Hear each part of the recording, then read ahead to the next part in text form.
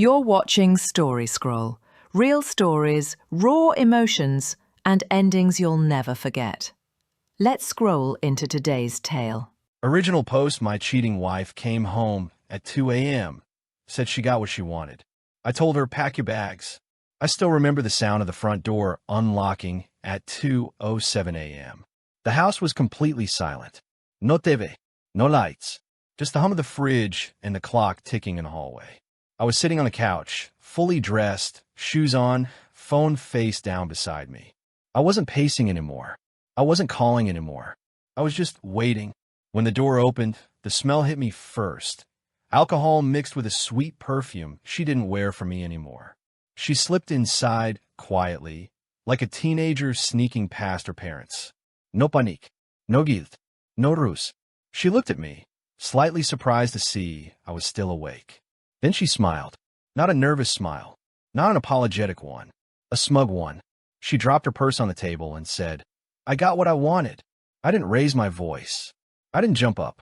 My heart was pounding, but my body felt strangely calm, like something inside me had already snapped hours ago. What hit me hardest wasn't the words. It was the tone. She didn't sound guilty. She didn't sound scared. She sounded victorious, like she just won something. And that's when I knew, whatever she got, it wasn't harmless. We've been married for 12 years. Not perfect, but stable. Predictable. Comfortable. I worked full-time, paid the bills, showed up. I never cheated. Never disappeared. Never made her wonder where I was at night. We had routines. Weeknight dinners. Grocery shopping on Sundays. Netflix arguments over what to watch. A normal life. I thought that was enough. Somewhere along the way, though, she started pulling back. At first it was subtle. Less affection. Fewer random texts. Her phone was suddenly always locked. Always face down. If I walked into a room, conversation stopped. She started staying late at work. Then came the girls' nights. At first, I didn't question it. Everyone needs friends, right? Then she started caring more about her appearance. New clothes, new makeup, gym sessions that ran late. She hadn't dressed up for a date with me in years, but now she was spending an hour getting ready to grab drinks. When I finally asked if something was going on, she laughed. "Why are you being so insecure? Don't you trust me? Not everything is about you." I hated conflict. I told myself I was being paranoid. I chose peace over confrontation, even though my gut was screaming that something was wrong. The night everything broke, she said she'd be out a bit late. No explanation. No details. Midnight came and went. Then 1 a.m. I called once. No answer. I texted. Nothing. By 2 a.m., I stopped checking my phone altogether. That was the moment I realized something important. I wasn't worried anymore. I was done. When she finally walked in and dropped that line, "I got what I wanted," I asked her calmly, "Where were you?" She shrugged. Actually shrugged. "Out." "With who?" She rolled her eyes like I was annoying her. "Why does it matter?" I asked her what she meant by what she said.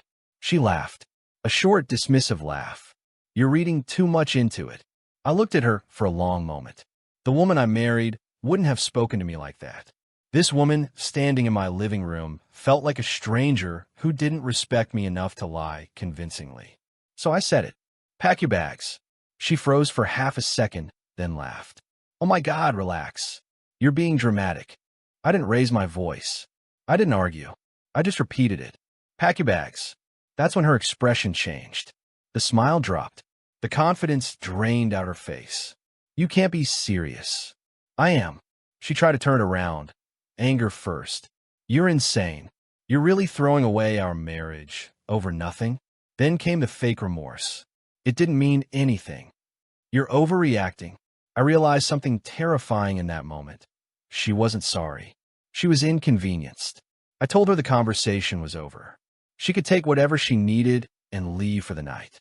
We'd talk later, with lawyers involved. She slammed drawers, threw clothes into a bag. Call me names I won't repeat here.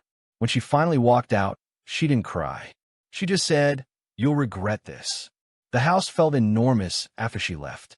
I sat back down on the couch, staring at the same wall I'd been staring at all night. I expected to feel devastated. Instead, I felt clear. Hurt, yes. Angry, yes. But also relieved. For months, I'd been doubting myself. wondering if I was imagining things, wondering if I was the problem. At 2 a.m., when she said she got what she wanted, she finally told me the truth without meaning to. I don't know what comes next. I don't know how divorce works. I don't know how long this pain will last. But I do know this. I refuse to be married to someone who comes home at 2 a.m. feeling victorious about betraying me. So, Reddit, did I do the right thing? Update 1. First, I want to thank everyone who commented on my original post. I read every message, even the hard ones. A lot has happened since that night, and I feel like I owe an update, if only to get it all out of my head. For those who didn't see the first post, my wife came home at 2 a.m., smelled like alcohol and perfume, looked me straight in the eye, and said, "I got what I wanted. No apology, no explanation, just confidence." I told her to pack her bags, and she left. I didn't expect what happened next. The very next morning, my phone started blowing up. Missed calls, long texts, voice notes I didn't listen to right away. When I finally did, she was crying so hard it barely sounded like her. I messed up. I wasn't thinking. Please, just let me come home so we can talk. She showed up at the house that afternoon without warning. Puffy eyes, no muck-up, wearing one of my hoodies like some kind of emotional shortcut. She stood on the porch like she didn't recognize the place anymore. I didn't let her inside. We talked on the porch like strangers. She kept saying she just wanted to explain, that she wasn't trying to excuse anything, that it was a mistake, and she panicked when she realized what she'd done. I asked her a simple question. Who was he? She hesitated, looked down, took a deep breath. It was someone from work. That was the first crack. She claimed it only happened once. Said it didn't mean anything. Said she felt invisible and needed validation. She said all the words cheaters always say when they're scrambling to minimize the damage. Then she said something that didn't sit right with me. I didn't plan it. It just happened. That's when I pressed. Because nothing about that night felt accidental. After a long silence, she finally admitted the truth, at least more of it. She did plan it. Not every detail, but the intent was there.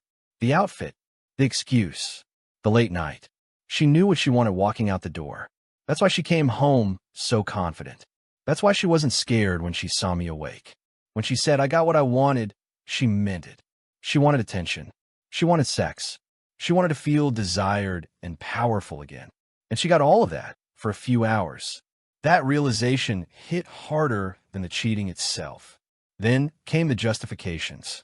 She told me I'd become too routine, that I was calm, predictable, safe, that she felt like we were roommates instead of a couple.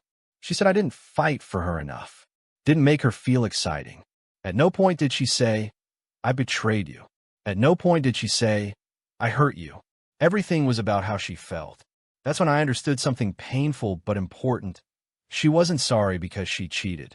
She was sorry because it blew up in her face. And speaking of that, a few days later, I found out why she was really spiraling. The other guy ghosted her. Completely. No follow-up texts. No "how are you?" No talk of feelings or next steps. When she hinted about seeing him again, he shut it down. Told her it was fun, but he wasn't looking for anything serious. She wasn't special. She was a thrill. Once she realized that, everything shifted. Suddenly, I wasn't the boring husband anymore. I was her safety net, her stability, her backup plan. She begged. She cried. She promised therapy, promised transparency, promised she'd do anything to fix it. She swore it would never happen again. And the weirdest part? I felt nothing. No anger. No temptation to comfort her. Just distance. It was like the emotional cord had already been cut that night at 2 a.m., and everything after that was just noise. I told her the truth, that I couldn't unhear what she said, that I couldn't forget the confidence in her voice, that I refused to rebuild a marriage where I was only valued after she lost her affair partner. She collapsed right there on the porch. Full breakdown, crying, shaking, saying she didn't think I'd actually leave, that she thought I'd be upset, maybe angry, but not done. That sentence stuck with me. She didn't think I'd leave, meaning she thought she could cheat and I'd still be there. I told her I was filing for divorce, that I wouldn't be her consolation prize, that I deserved better than someone who only chose me when their fantasy fell apart. She didn't argue this time. She just cried. I've spent the last few days reading your comments, and I want you all to know you helped more than you realize. Every person who said I wasn't crazy, every person who told me to stand firm, every person who reminded me that cheating isn't a mistake, it's a choice. So here's where things stand now. She's staying elsewhere. We're only communicating through short, practical messages. And today, I made the call. I've already contacted a lawyer. I'll update again when there's more to tell. Final update, she lost everything the night she got what she wanted. It's been a little over 3 months since the night my wife came home at 2 a.m., looked me in the eye, and said she got what she wanted. I didn't think I'd be back with a final update, but enough has happened, and enough clarity is settled, that this feels like the right place to end it. I'm calmer now, clearer. The constant knot in my chest is gone. I sleep through the night again.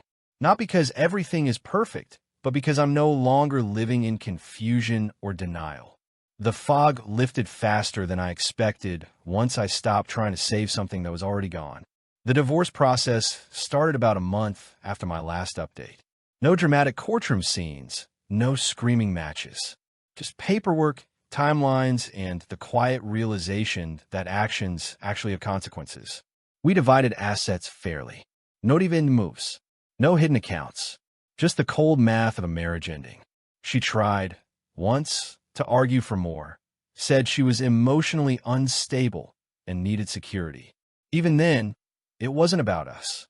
It was about cushioning her fall. Signing those documents was surreal. 12 years reduced to initials on paper. But instead of devastation, I felt something close to peace. She, on the other hand, looked like someone watching the ground disappear beneath her feet. That's when it finally seemed to hit her. This wasn't a phase. This wasn't me cooling off. This was permanent. A week before the divorce was finalized, she asked to meet one last time. Not to negotiate. Not to argue. To talk, she said. We met in a quiet cafe we used to go to years ago. Neutral ground. No memories left to protect. She looked smaller somehow. Tired. The confidence she carried that night at 2 a.m. was completely gone. The first thing she said was, "I ruined everything." I didn't respond right away. Then she said, "I really didn't think you'd actually leave." That sentence told me more than any confession ever could. She explained, again, how she felt invisible, how she chased a feeling without thinking about the cost. She admitted the power she felt that night was intoxicating. Being wanted, being chosen, being someone else for a few hours, but faded fast, and what remained was silence, regret, loss. She asked me if there was any chance, even a small one. Therapy, time apart, starting over. I told her the truth I'd been holding on to since that night. That love doesn't survive disrespect. That trust doesn't come back just because someone finally understands what they lost. That I was done explaining myself, done defending boundaries that should have been obvious. I told her I forgave her. Not because she deserved it, but because I didn't want to carry bitterness into the next chapter of my life. But forgiveness didn't mean reconciliation. She cried quietly. No dramatics this time. Just acceptance settling in, one breath at a time. For the first time, I think she truly understood. The power she felt that night was temporary. What she lost was permanent. Life now is quiet. In a good way. The house feels different. Lighter. I rearranged furniture. Got rid of things that reminded me of who I was trying to be for someone who didn't value it. Mornings are slow. Evenings are peaceful. I'm not rushing into anything new. I'm not trying to prove anything. I'm just learning who I am when I'm not walking on eggshells or second-guessing my instincts. And here's the part one didn't expect. My self-respect came back faster than my heartbreak. I used to think strength meant holding things together no matter what. Turns out, sometimes strength is knowing when to let go. Cheating isn't an accident. It isn't confusion. It isn't a mistake that just happens. It's a series of choices, each one easier than the last, until someone crosses a line they never planned on respecting. The moment she said she got what she wanted, she told me everything I needed to know about where I stood in her life. She wanted a thrill. I wanted a marriage. Those two things can't coexist. So this is my final update. No revenge, no dramatic twist. Just consequences, clarity, and closure. She got what she wanted that night. I got my life back. Thanks for watching Story Scroll. Hit that bell and stay tuned for the next story that will move your heart.